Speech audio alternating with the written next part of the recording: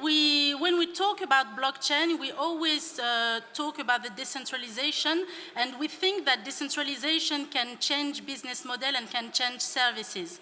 And we always talk about sharing economy because we know that with the Web2 and the growth of sharing economy during 2010, we had lots of new services with the aim to do a connection between offer and demand, and we call this sharing economy. But with blockchain, we can introduce the decentralization and make it more peer-to-peer. So today we have 4 people here, 4 entrepreneurs, and they can talk about their experience and the way they see blockchain evolving in this field of activity. So first of all, I'm going to tell you to present yourself very quickly. Hello, everybody. I'm Gregory, and I'm the CEO of Is Good. I'm the official distributor of Self-Bar product. Self-Bar is a beverage dispenser who changed the weights to real money. And the business model of Self-Bar is in mimicry with the nature. So in the DNA, we have the sharing economy. Does that one works? Yes? Hi everyone, I'm Robin. I'm the co-founder of Working Blockchain. We are job boards for candidates and companies. So we have multiple companies posting the jobs and candidates applying. And we are developing the first apply to earn job board where candidates hired, get rewarded with NFTs after the hiring process. Hello everyone, thank you for joining. My name is Jean-Nicolas Hénard. I'm the co-founder and CEO of Web3 Studio. At Web3 Studio, we are very simple guys. We do smart contract development. That's pretty it. And in order to sell these smart contracts, we need to do consulting. So we go into big companies, big groups, and we do like a training program to make sure that everybody understands the culture of Web3, everything related to NFTs, DAOs, and everything. And then we do a project if we're lucky enough to work with them. So that's what we do. Okay, great. So nice to meet you all. That sounds very interesting. So this is an event in the ETH CC week, so I wanted to quote Vitalik Buterin about that, because we know that if we can do all this stuff, this is because there is smart contract, and Ethereum is the reference for that. And I wanted to quote it because he says very interesting things, so I think that I can quote it. He said, if crypto succeeds, it's not because it empowers better people, it's because to empower better institutions. And I think that we have good examples here because we have entrepreneurs that are changing the world by putting new services, decentralized services on the market. Whereas most technologies tend to automate workers on the periphery doing manual tasks, blockchains automate away the center. Instead of putting the taxi driver out of a job, blockchain puts Uber out of a job and lets the taxi drivers work with the customer directly. So if I took this quote, this is not by chance, I wanted to ask you what blockchain brings to you services that is new in the traditional market. For my business model, blockchain bring trust and transparency. Especially we are in the beverage industry, and beverage industry there's too many problems. There are too many problems about the cash, people who steal, people who forgot to pay. Around in Belgium, because we are in Brussels, 70% of bill about the bar knows problem. So people have a delay payment, they don't pay anymore, they pay with just the part of the bill. With the blockchain, it's fully transparent, all the transactions are in a cashless, and we can automate it, all the transactions, and we made a healthy ecosystem with all the supply chain. So that's what we bring. Blockchain can bring in our industry. From my point of view, I really see like Web3 is like, I mean, we're living like a war. Web2 versus Web3, and I'm not saying that everything should be decentralized, because when you work on a project, we all know that you need like a leaders. So I don't believe that in the future we're going to have like Uber in a fully decentralized way. You know, that's not in my mind something that would be possible. But blockchain is really like saying to people, you need to get interested in everything like financial culture.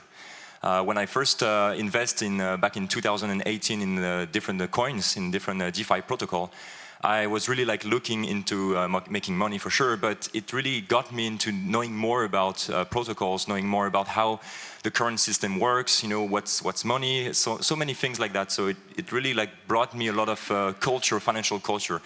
And now we need to really make sure that people, when they are jumping into Web3, they understand the difference between Web2 and Web3, which really is about decentralization. Because once they do that, once people know about the difference, they will see that they're actually no longer just consumer, but they're also like part of the creation value. They're really like part of the project and doing the creation value of the project. And this is what tokens or NFTs are about. So I really see like the future could be like a war, because, you know, Web2, big tech, big companies, they want to keep the power, they want to keep the money, but it's going to be like maybe a war for the next 10 years, something like that. Hopefully we'll win. That's very interesting, and I have a question about that. And then, do you want to answer first? Yeah, I mean, I would love to. I can jump on this. So basically, on working blockchain, we do recruitment, and recruitment usually is super centralized. And how we connect recruitment with sharing economy, we want to reward candidates who are hired. In Web3, other companies right now struggle to hire candidates. It's a big deal for everyone, and candidates want to jump into Web3. So basically, we use blockchain to release an NFT when you get hired through our platform. Why? Because with the NFT, it's a utility NFT, so it's not an NFT that you can go on OpenSea and sell for a lot of money, at least at the beginning. But with the utility NFT, you will get access to community benefits. And community benefits are found with 25% of our revenue. So this is our model to get recruitment into sharing economy. Does someone want to add something? Another point of view? Yeah, about just what to talk about the war. I think it's a soft war. But we are a game changer, and the blockchain is a disruptive thing. So we have to disrupt the economy first. And how we can do that with the sharing economy is to make collaboration more profitable than competition. And that's blockchain brings actually in the world. And if people get rewards and everybody is a winner, no one wants to cheat on it. So that's the purpose. Make the collaboration valuable like competition. Thank you. And I would like to add one more thing from what you say. You say we are maybe it will be a war between Web2 and Web3, and we are in this situation because we are a war against Facebook, Instagram, very large company. And yes, it's true. I think this company want to keep the economy, the power, yes, and the money. But to answer to your question, I think the blockchain bring to us, to you, to every people, the decentralization. And the decentralization is to restitute the power to the global institution to the people. So I think not only us we will do a war, but we will bring tools to help people to fight and to win this war, I think. Okay, that's very interesting. A lot of very good information here. So that's very cool. And I think about something, because we do new services based on blockchain for the user. And do you think that today users are able to understand the service you bring and what it brings new? Because we are here and we are in the ecosystem, we know what is blockchain, what is decentralization, and for us this is like something very natural, this is fluid, this is something logic in the continuity of the internet. Do you think that the user today, the basic user, is able to understand that this is something that can bring, how to say, a better user experience, even if today the interface is not very, very user-friendly?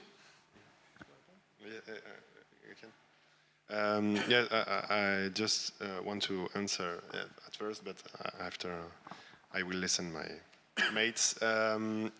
You said the answer in the question because you said UX, user experience. And yes, the solution to bring blockchain to mass adoption for every users, Web2 users, is the UX. Yes, yes. And it's not easy, really, but it's possible to do a very good UX to help people like in Instagram or any website or in work, in job applying or everything, to use blockchain every day without to know any part of the blockchain. Yeah, I think it's possible. I think the better example is the smartphone. Everybody is using a smartphone, but no one can build it for real. You can explain how many technologies there are inside. You don't care. The most important for you is you have a network and you have a good battery.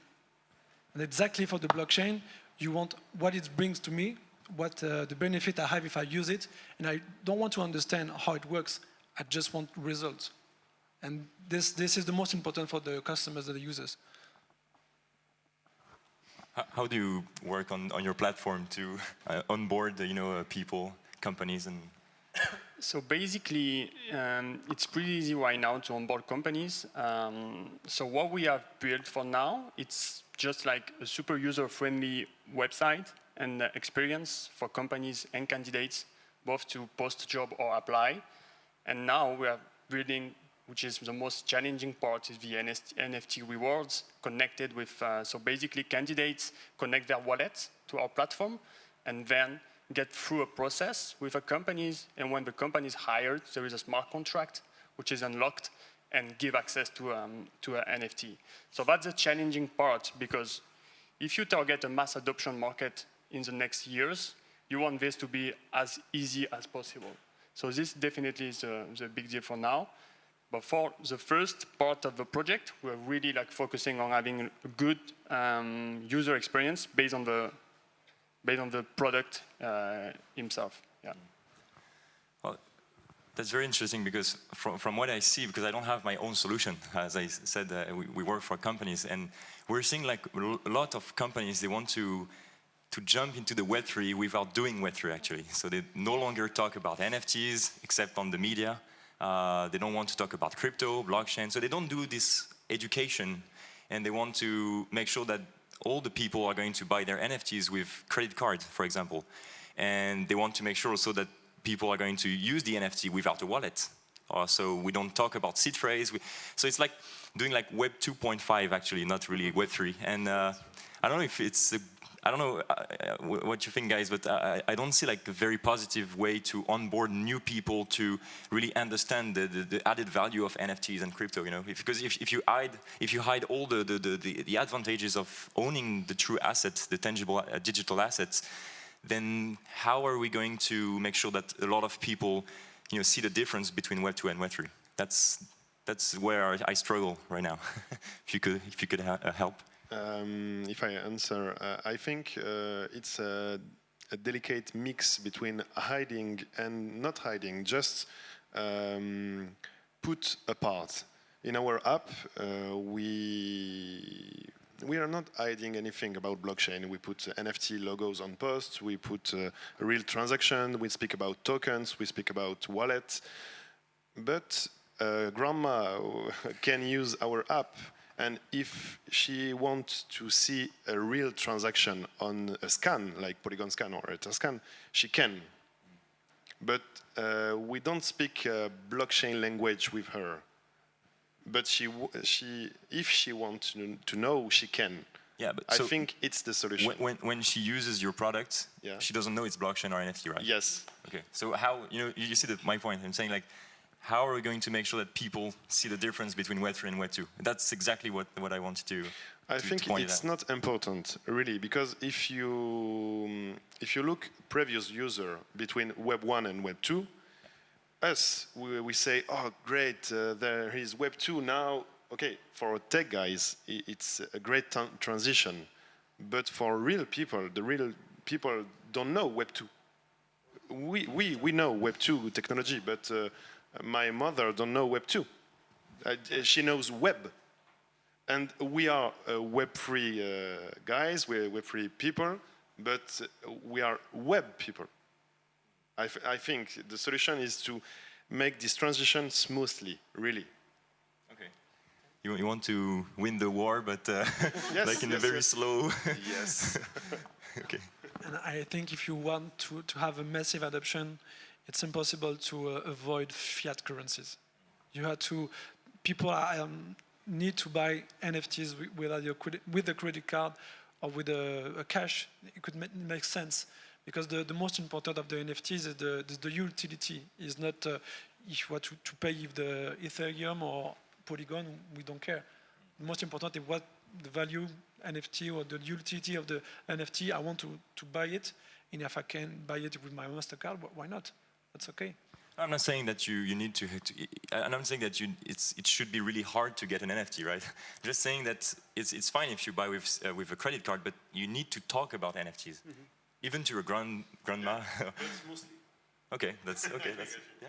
I think with NFTs, I mean, if you are in crypto for like a couple of years, we've seen different like hype, step by step. So we had different hype, and the hype for now, for the last maybe like 12 months, are really like NFTs. And I think NFTs might be the bridge to explain people what blockchain and Web3 brings in terms of values.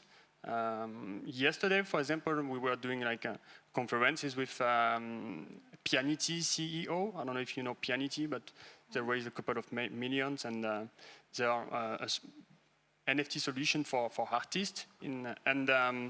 NFTs for them could be a super tool to reward a part of your community. And the fact is, if you want to point what blockchain brings here, blockchain brings, but you NFT, it's your NFT. There is no possibility to duplicate it. And this is pretty easy to understand for people if you say it, but it's backed with blockchain, I guess. Fair point. In my point of view, people discovered maybe blockchain for the first time with Bitcoin, and I think that in the second time, what the subject that brings people is NFTs. But when you talk with people, they always have a bad vision about NFTs, because they think that we are trying to bring the capitalism of the real world in the virtual world. And there's a lot of scams with NFTs, there's a lot of speculation with NFTs, and today you are talking about rewards, we are talking about traceability, transparency, etc. We know that NFT can bring that, but how do you popularize blockchain? How do you popularize NFT, I would say, in a good way? For people to bring this technology in their use, because if we don't talk about the user experience, I mean on the interface and on the usability, there's also popularization of the technology, and this is also very complicated, because even if they don't need to understand the difference between Web 2 and Web 3, there's an ideology, a philosophy behind decentralization. And how you, with your company, with your service, you find the right keyword to convince people that your service, decentralized, is better than what is already exists on the market. You have to convince them with a reward. So the magic word behind the NFTs is the revenue-based financing, is revenue sharing. We can share the profit with a smart contract, and it's immutable. Immutable, c'est ça? So you can't cheat with that. That's a very good thing. I have a revenue, you have it too, and we share the profit together. So that's the idea behind the NFT. Yes, it's true.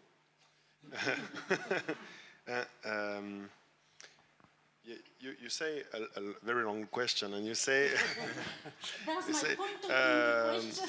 behind our technology there is a lot of scams, okay, and how the people can trust us. If I stand in front of you and I say like maybe 100 of times, trust me, please trust me, please trust me, please trust me, in 2 minutes you don't trust me.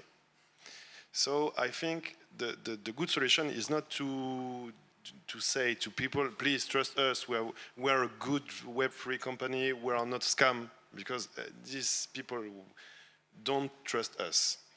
And I want to complete his proposition.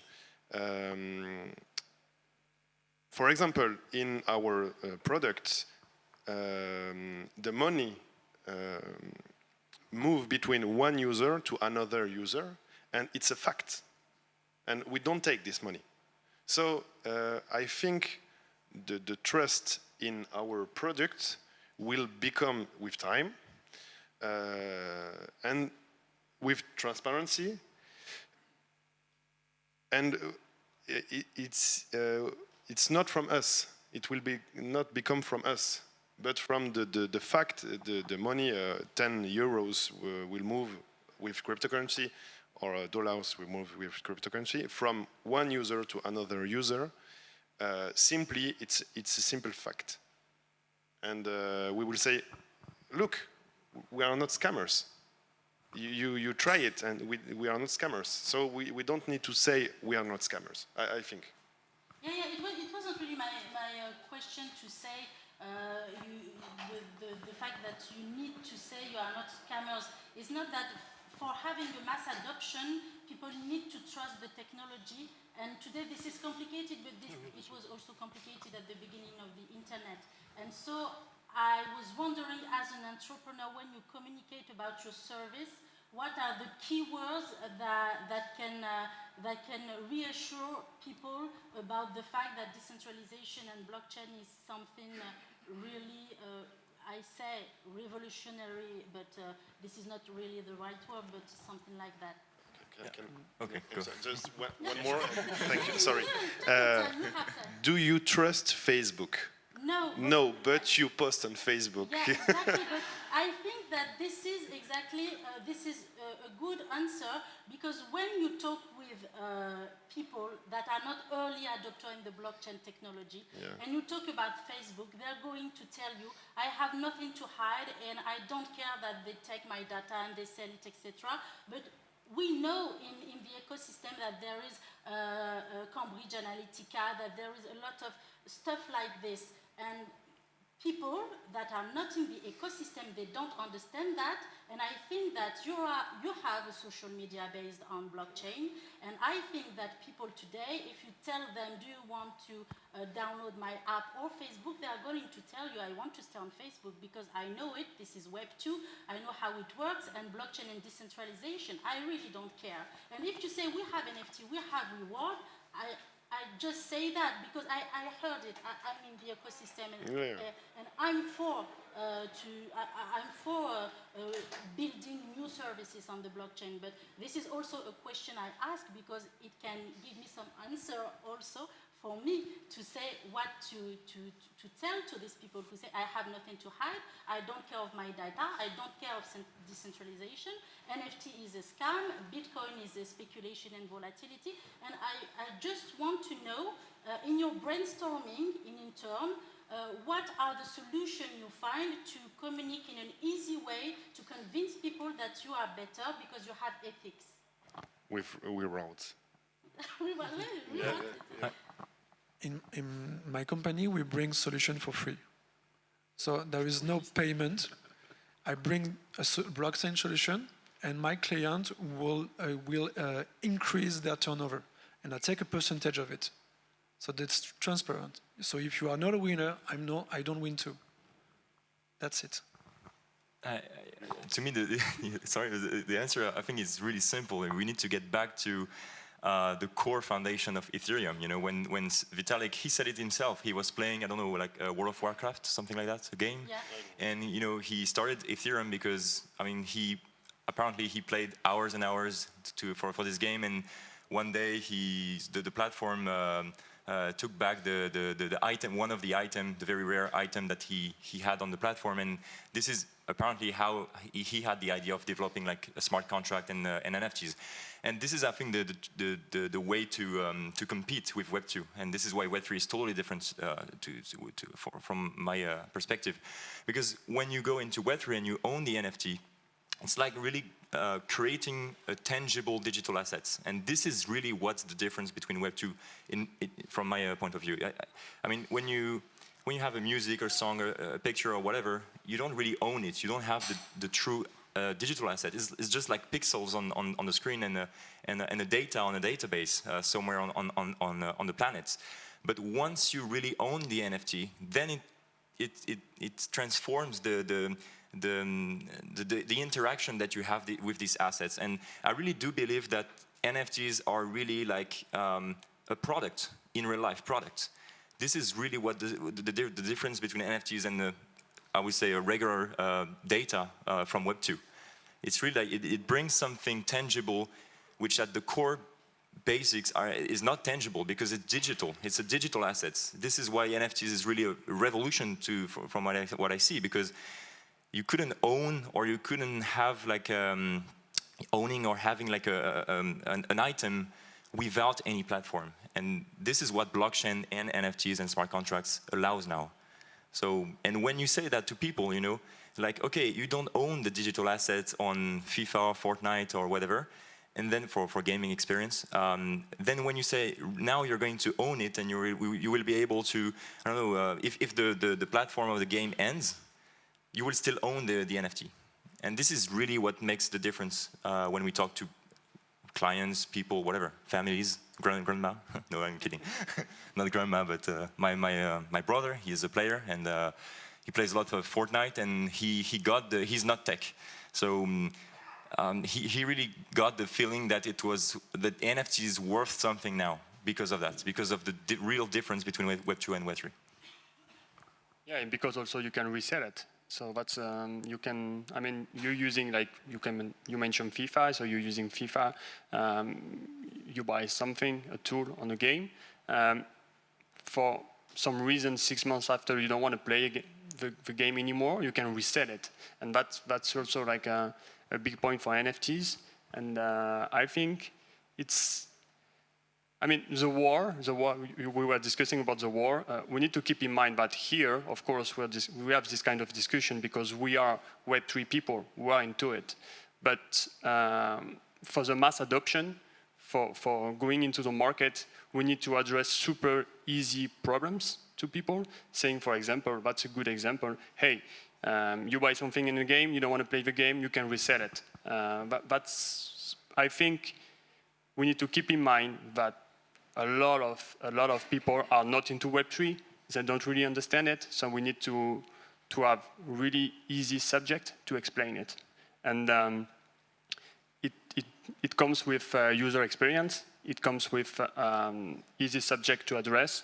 And it comes with not too much, I think, decentralization, because when it's not centralized or when it's too much decentralized, people will never trust, because we are living in a centralized world for like years and years and years, forever. So if the day after you say, now we're going everything decentralized, I'm not sure people will trust us. Can we ask to the crowd, how many people here own an NFT, like in a, let's say, decentralized way on your own wallets? Okay. So you guys, maybe you bought some NFTs, but no, okay, don't. Okay. Do you see the advantages of NFTs as a true tangible digital assets? You don't? You're a gamer or something? Okay, so, okay, that's funny. But you understand, at least. Maybe you don't buy it, but okay.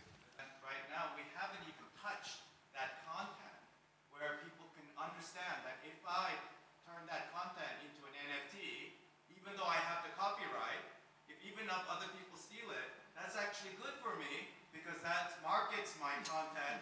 Correct. So I can raise the value of my NFT. Simple logic hasn't actually reached the majority of the population yet. Why? Because people think that NFTs are PFPs. And it is an in-between process between what we might say copyright, because it is not a copyright. It is a representation of a copyright. And that is such a new concept that it hasn't reached its potential yet. So if you look at what the pure value of that is going to be in the future, is look at all the library content that we have, that authors are so afraid that they don't want to put on the internet, and they stick it in the library, and nobody watches it, and we forget about it, and the wealth of material that is not being shared. You're the missing right. guy here, I think. Come on, join. Because for me, like, I think that what is wealth? Yeah. Yeah, what is wealth, right? And if wealth is knowledge, and if we look at that, if you look at NFTs, we don't see knowledge being shared, right? So we're at a fart stage of NFTs, right? And things might start with pornography and fart, but eventually the technology and the potential will be unveiled, and that will come. It's just that we have to be maybe a little patient. But someone is going to release it, right? Someone is going to release the monster. And I think that it's also an entrepreneurial possibility, because I know of a couple of people who are afraid to put their content on the internet because they know that as soon as they do it, people are going to steal it. Yeah. He's going to say, oh my God, my content is being used by everyone, and it's not going to be, and he's afraid. In music, we're getting into that phase of being able, it's because it's paradoxical. How can everyone use my material and me still maintain a copyright, right? Yeah, and this is why also I truly believe that NFTs are going to be more getting brought to the mass adoption through art, because I truly believe that, we were talking about utilities and stuff like that, but I really do believe that utilities of the NFTs. I mean, if you look at the usage of the NFT, technically you can do that in Web2, like for most of the cases. You were talking about items that you can sell if you don't want to play the game anymore. Technically, you can do that. You can do that in Web2. Like Fortnite and all these guys. They've been selling Call of Duty or Counter-Strike. They were doing that for a long period of time. But it's really about owning, as you mentioned, the digital asset and make sure that you can release it on the internet and be the first guy to put it on the blockchain, and you will have the proof that you were the first guy to actually own it and have released it. So yeah, for good. Okay, so that's good. Is there other questions? Because yeah, that's true. We are a panel discussion, but I see that you also have lots of things to add. If someone wants to say something or not, yeah. Yes, decentralized. Yes, but okay.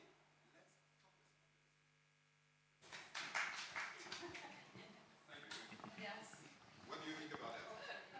Yeah, I totally agree, because this is exactly what I'm doing with Ace Good. I start with the customer's experience. I'm not tech guy. I'm a rapper. I'm an artist. I used to work with hip-hop culture. And in hip-hop culture, everyone have a problem with money, with contract, with people, with bad managers, with everything. Everyone have a problem. So I bring blockchain in this industry as saying it's no more bullshit. And so we start with the customer's experience, and we resolve the problem using blockchain tools. And I have the possibility, it's very comfortable for me, to explain the tools without talking about blockchain. So what is your profit? What is profitable for you? That's the solution. Yes, there is blockchain. If you want to know more, I can explain you. But if you don't care, that is the profitable for you. I think exactly in the same way.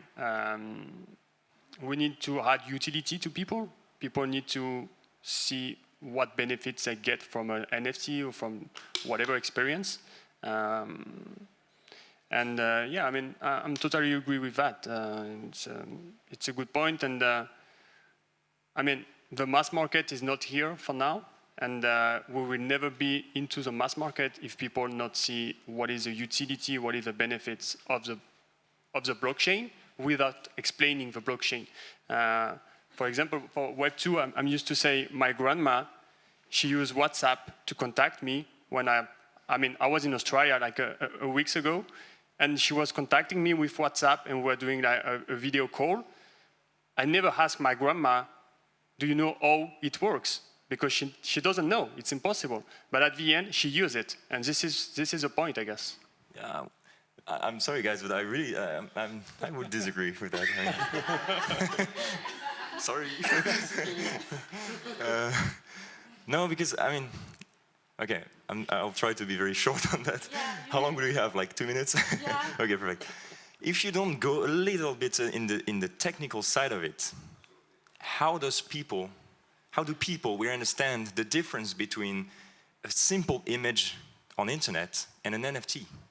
You need to explain them. Of course, we're not going to explain to grandma or normal people, let's say not non-tech people, about the proof of work or the proof of history or whatever.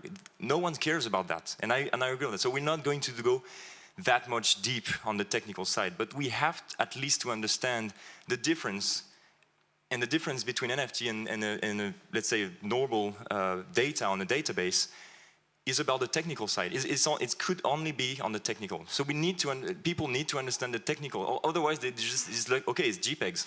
And you end up people saying, okay, it's JPEGs, because they don't understand, they don't have any clue of the difference between a data and an NFT. Yeah.